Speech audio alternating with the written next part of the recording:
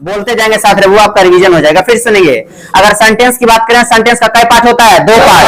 पहला सब्जेक्ट, दूसरा predicate. Subject की बात करें तो बिहारी स्टाइल में जो शुरू में आता है उसे सब्जेक्ट कहा जाता है। हालांकि इस पर बहुत सारा डिफिनेशन लिखाया गया था, कोई दिक्कत? अब बताएंगे शुरू में आता है तो सब्जेक्ट आता है, तो शुरू में बता कई टाइप के सब्जेक्ट आ सकता है? 4। कई टाइप? 4।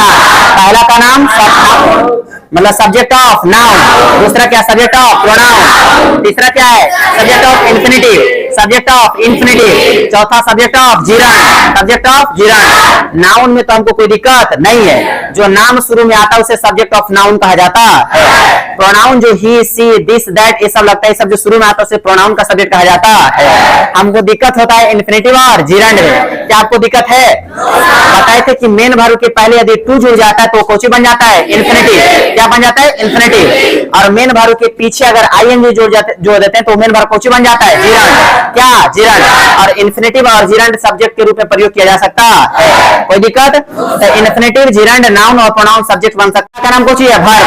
वर्ब मतलब क्रिया, वर्ब मतलब क्रिया। वर्ब कई पार्ट में रहते हैं? 2।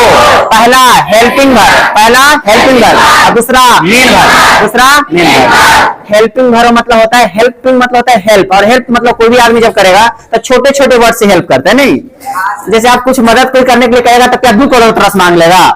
अरे छोटे छोटे मदद है, 10 रुपया 5 रुपया है बोझा ढोवेला।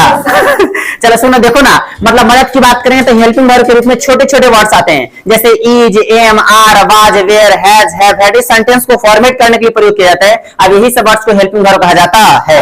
तो जो भी सेंटेंस में छोटे छोटे वर्ब के रूप में आते हैं, is, am, are, was, were, has, have, had, shall, will, should, would, ये सब मेरा हेल्पिंग वर्ब होता है। हालांकि वर्ब पढ़ेंगे तब आपको बताएंगे। अगला जैसे ही हेल्पिंग वर्ब होता है तो नेक्स्ट कौन आता है? Main verb. क्या आते हैं? Main verb. अगला बात करें तो बता मेन वर्ब हम किसे कहते हैं? तो बताया गया था कि वैसे कोई काम, सबसे पहले मेन वर्ब होने के लिए क्या जरूरी है? काम। तो वैसे कोई काम जब अंत में ना लगा रहता है उसे मेन वर्ब कहा जाता है। आना, जाना, पढ़ना, लिखना, बोलना, सोना, बैठना, सब मेरा कौन सा वर्ब है? Main verb. क्वेश्चंस नहीं बना सकते, सिर्फ जान गए आप कि मेन वर्ब ऐसा ऐसा होता है। अगला बात करें, यहाँ पे एक पॉइंट था कि मेन वर्ब के पहले मतलब कुछ वर्ड्स लगा रहता है, जो आपका रूल बन जाता है कि मेन वर्ब में ना लगा रहता है मेन वर्ब बन जाता है। लेकिन बता मेन वर्ब कौन रहता है? सिंगुलर की प्लूरल? मेन वर्ब जो होते हैं हमेशा जन्म से प्लूरल होते हैं, और जैसे ही उसमें एस या एस जोड़ देते हैं उसे कौन बन जाता है? सिंगुलर। नाउन का उल्टा है ना, नाउन हमेशा सिंगुलर होता है, उसमें एस या एस लगाने से कौन बनता है? प्लूरल। लेकिन मेन वर्ब में एस या एस लगाने से कौन बन जाता है? सिंगुलर। इस पर कुछ एग्जांपल की बात करें तो कम मतलब कुछ होता है? आना। कम कौन है? मेन वर्ब है कि नहीं? तब कम की बात करें तो सिंगुलर है कि प्लूरल? क्या है? प्लूरल। इसका सिंगुलर क्या होंगे? कम। गो का सिंगुलर क्या होंगे? गो। टीच का सिंगुलर टीचेज, और टीचेज का प्लूरल क्या होंगे? टीच। ईट का प्लूरल क्या होंगे? ईट का प्लूरल ईट, और ईट का देखो ईट्स बोलता है, आपको बहुत अच्छे से पता है। और नहीं तो फिर अब आपको जब पेपर पढ़ाएंगे, आप जब किताब पढ़ाएंगे तो आपको बहुत अच्छे से बताएंगे कि शुरुआत वाला मतलब जब भी इंग्लिश से हिंदी करते हैं तो शुरुआत वाला बोल करके हम लोग हमेशा पीछे से हिंदी किया जाता है, और पीछे हमेशा कौन बैठा रहता है? ऑब्जेक्ट। कौन रहता है? ऑब्जेक्ट। और बिना ऑब्जेक्ट के ना तो आप नरेशन बना सकते हैं ना तो आपसे हिंदी हो पाएगा, इसलिए आप मेरे साथ आप रिपीट करेंगे। ऑब्जेक्ट की बात करें, वो ऑब्जेक्ट का हिंदी कुछ होता है? कर्म। ऑब्जेक्ट का हिंदी कर्म। कर्म मतलब गांव में वो कहावत भी है कि जैसन कर्म करवो उसने फल मिल तो, लेकिन बता फल मिलेगा कि नहीं? तो वही कहता है, यहाँ से डिफिनेशन बन जाता है कि सब्जेक्ट के द्वारा किए गए काम का प्रभाव जिस व्यक्ति या वस्तु पर पड़ता है उसी को ऑब्जेक्ट कहा जाता है। जैसे राम इट्स मैंगो, बता इसमें ऑब्जेक्ट कौन? मैंगो।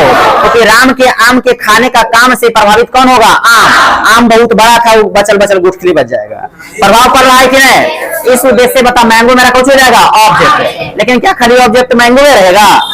इस उद्देश्य से ऑब्जेक्ट की बात करें तो कई पार्ट में बांटे थे? 2। पहला डायरेक्ट, दूसरा इनडायरेक्ट। पहला ऑब्जेक्ट का नाम क्या था? डायरेक्ट ऑब्जेक्ट, और दूसरा इनडायरेक्ट ऑब्जेक्ट। डायरेक्ट ऑब्जेक्ट कैसे पहचान लगाएंगे? वर्ड से। तो यहाँ से आपको लिखाया गया था कि वर्ड से प्रश्न पूछने पर डायरेक्ट ऑब्जेक्ट का पता चलता है, और हम से प्रश्न पूछने पर इनडायरेक्ट ऑब्जेक्ट। हम से प्रश्न पूछने पर इनडायरेक्ट। इतना जो पीछे पड़े थे वही था ना। अगला बात करेंगे, आज का टॉपिक क्या बताओ तो? कॉम्प्लीमेंट। क्या? कॉम्प्लीमेंट। कॉम्प्लीमेंट का हिंदी क्या होता है? पूरक। क्या? पूरक। पूरक। अब सुन लो, रुको। अच्छा, पूरक के एक बार बोल के देखो तो? पूरक। बोलो ना, फिर है फिर से बोलिए। और बाकी लोग कहेंगे अरे दे क्या बोल रहे हैं, ऐसे सूखल बकलुल पूरक, कुछ पता नहीं चलेगा कुछ ही कह रहे हैं। पूरक मतलब पूरा और अधूरक मतलब आधा।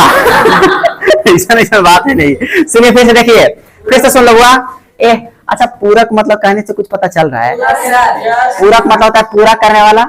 जैसे बता हम लोग के पूरक कौन है, मम्मी पापा है ना, तो वही। तो यहाँ पर पूरक मतलब होता है पूरा करने वाला, मतलब आपका जो भी कुछ कमी होता है, जो भी कुछ घटता है, वो ला करके जो आपको पूरा करते हैं उसी को पूरक कहा जाता है। बस यहीं से पूरा हम लोग पूरक को समझ लेते हैं। मतलब सेंटेंस के जो अर्थ को पूरा करता है उसी को कंप्लीमेंट कहा जाता है। फिर से, जो सेंटेंस को पूरा करता है उसी को पूरक कहा जाता है। लेकिन इतना आसान भी नहीं है, लेकिन इससे क्वेश्चन आपसे बन जाएगा। देखो ना क्वेश्चन पूछ रहे हैं, देखिए Ram is a smart boy.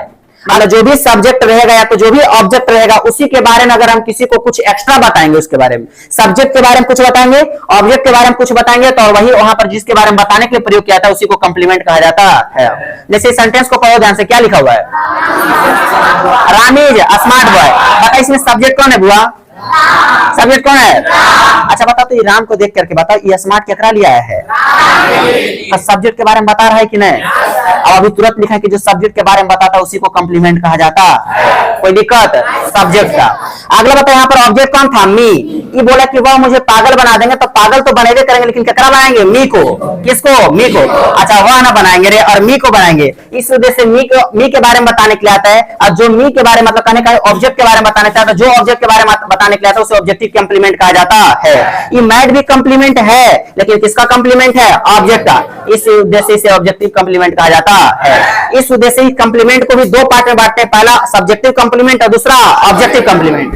Heading डालेंगे करके लिखिए पहले फास्ट।